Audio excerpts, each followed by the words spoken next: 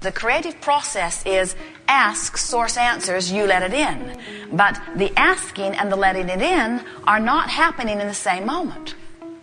If you believe that you have to keep asking, keep explaining why you need it, keep expressing how important it is for you to have it, then you keep holding yourself in this step one place.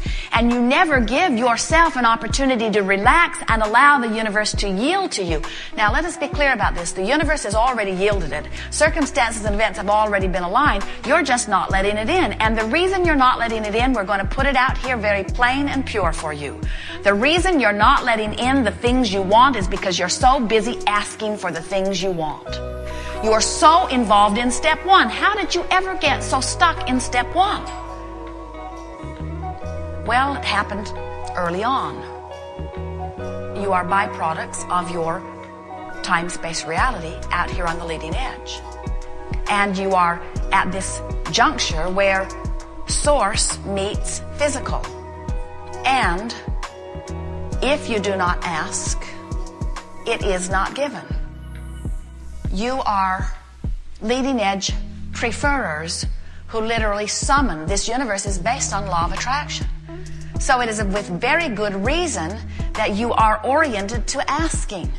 Everything depends upon your ability to focus and ask. So it is not wrong or even unusual that you are powerful in your asking, but we're here to help you tweak a little bit so that you give your asking step one phase some relief as you step into step three. That's why so many teachers are teaching meditation. It's why so many are recommending vacations and relaxation. And what we are wanting you to do is make it a lifestyle. We're wanting you to consciously become aware that you are asking plenty of the time, and it's a good thing.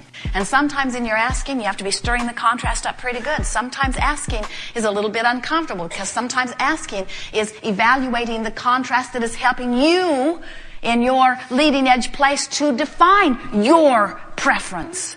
Step one is so very important, but you've done step one so well. You really have. It's time for you to put the emphasis on step three. It really is. Step one will happen naturally. Let all of your energy go towards step three. And that is the reason that over time, every process that we've ever offered has been offered to assist you in the allowing phase, the step three phase. When we talked about making a book of positive aspects, where you take a notebook and you write any topic at the top of a page. It could be your brother or your sister. It could be your lover. It could be someone you work with.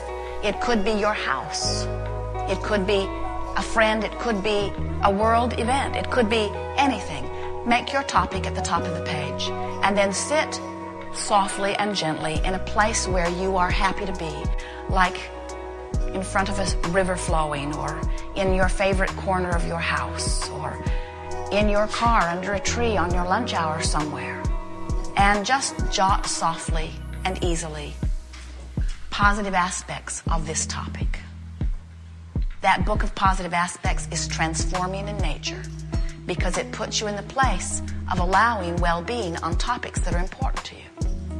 When we talk about the game we call Rampage of Appreciation, where you just pick some topic that is easy for you to feel good about, and you or you and a friend just go on and on and on to the point of almost ridiculous of the things that you appreciate about this particular person or situation or trait. The Rampage of Appreciation holds you in a place of allowing. When we told you about the placemat process, where you have a long list of things to do, and it's not possible for you to get them all done, and you're at this place of overwhelmment because you desire to get them done, you just don't see how it can be done. So we said to Esther one day in a restaurant with a placemat in front of her, draw a line down the center of the page. And on the left side of the page, write things I will do today.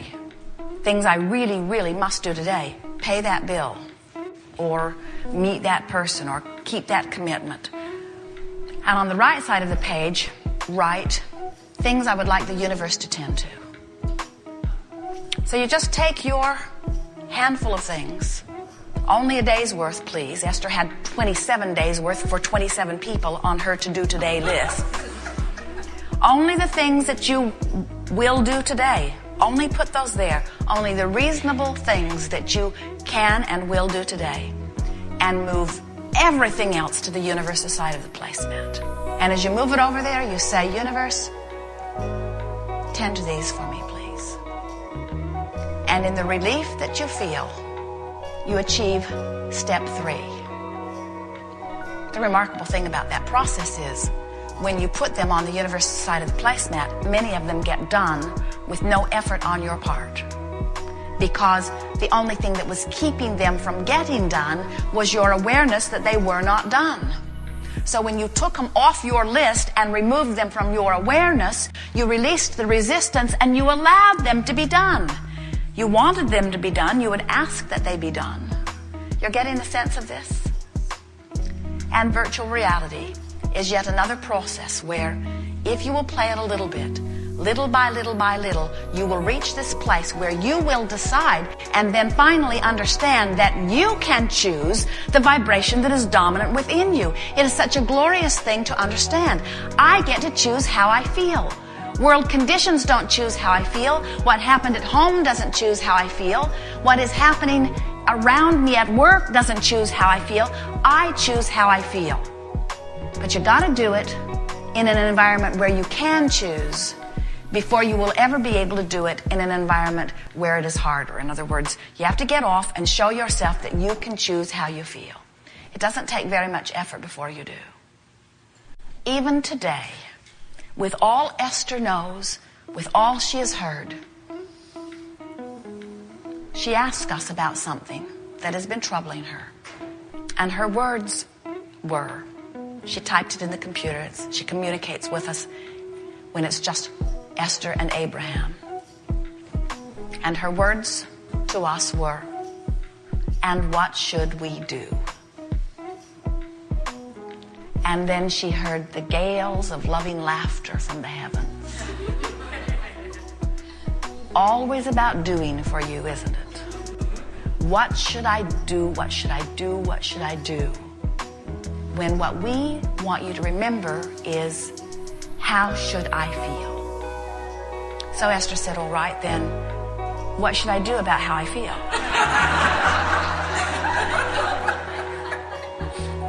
Do you have any doing suggestions about how I could change the way I feel? And we say, we have endless doing suggestions about changing the way you feel. That's what all of these processes are about. It's about focusing upon something that feels better because you want to feel better. But you got to make the most important thing be how you feel. How you feel is everything. How you feel is everything. How you feel is everything. What is doesn't mean diddly squat, because what is changing constantly in response to how you feel. But you say, well, how I feel is because of what is. And we say, well, that will get you nowhere. You can't have feeling responses to what is and be a deliberate creator.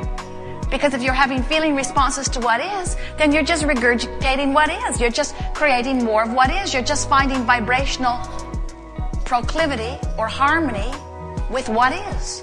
And nothing can change under those conditions. You have to ignore what is. How could anyone ignore what is? You got to find a way of building something that is as real as what is, virtually, and make it dominant. Or you have to become such a well-tuned, good-feeling, selective sifter that more and more you only have access to what is. Do you know people who, no matter how good things are, find things wrong everywhere they go?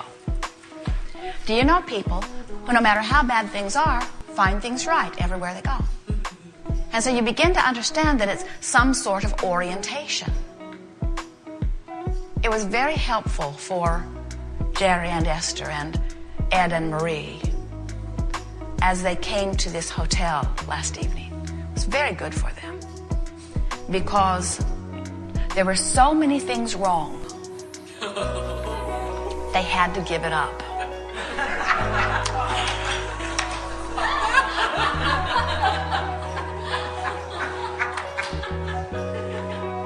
for survival. There was no way of doing it into place. And after a few hours of intertwining with it, a sort of hysterical laughter began ensuing, which brought them back to their place of connection. In other words, let's get things into perspective. Nothing is more important than that I feel good. And to let anything, no matter how insignificant or significant it may seem to be, to let anything be the reason that I don't feel good. Oh, how important it is. We want this to be an eternal touchstone for all of them. Nothing is more important than that I feel good. Nothing is more important than that I feel good. And the world is not going to stand on its head to make certain that it's right for me to feel good. This is an inside job. So here you are and we have to give this to you straight. You are in the most extraordinary environment, conducive to more joy than any leading edge creators we have ever witnessed. There is more reason for you to feel good than we've ever seen universally, galactically, timelessly, eternally. You have the makings of the perfect world for you. But you have to make it your world and let everybody else make it their world. You can't get involved in what they're doing with your world. Because if you get upset with what they're doing with your world, now you're doing it to your world. Now you are disallowing. So as you go to these virtual realities, we encourage you, especially at first, to step back and look at what is right. Your Earth spins in its orbit. Do you get how big that is? The sun came up again today. Worth celebrating, because the day it doesn't, there will never be that day. It would be headline news. Sun didn't come up today, save your food. The air regenerates, the water regenerates, the food continues to come forth. Your environment is self-perpetuating. The well-being is staggering. And the environment that you have honed for yourselves, the infrastructure with which you thrive, the roads that move you from place to place, the economy that provides such easy exchange for all things wonderful that you desire. There is so much extraordinary well-being that surrounds you. And as you focus just softly, slightly there, from time to time throughout the day, and readjust your vibration to one of appreciation and positive aspects and well-being, you will hold yourself in the place where the abundance that you so much want and absolutely deserve will flow unendingly into your experience. Now you know everything we know. The rest is practice. We are eager to talk with you about anything that is important to you. There is no order of business here in the sense that anything is off limits. You will discover a refreshing order of things as those before you set the basis of that which you are wanting to talk about. We anticipate some leading edge thought here today. We can feel the clarity and specific focus of that which is you. We can feel an intensity about you that thrills us because we can feel that the focus of your life has brought you to some very powerful questions, which will evoke some very powerful, thought-provoking, and life-giving answers. We encourage you to feel easy about this. In other words, try to let your self-consciousness just fall away and see this as the co-creative experience that it is, where the physical you meets the non-physical you. In other words, this is a powerful juncture where the nitty-gritty of that which you are about and the clarity of that which you have always known will come together. And that which is before you is bound to be more joyful on all levels. So, let us begin. Oh, you are ready to begin. We'll begin here, second row here, then here.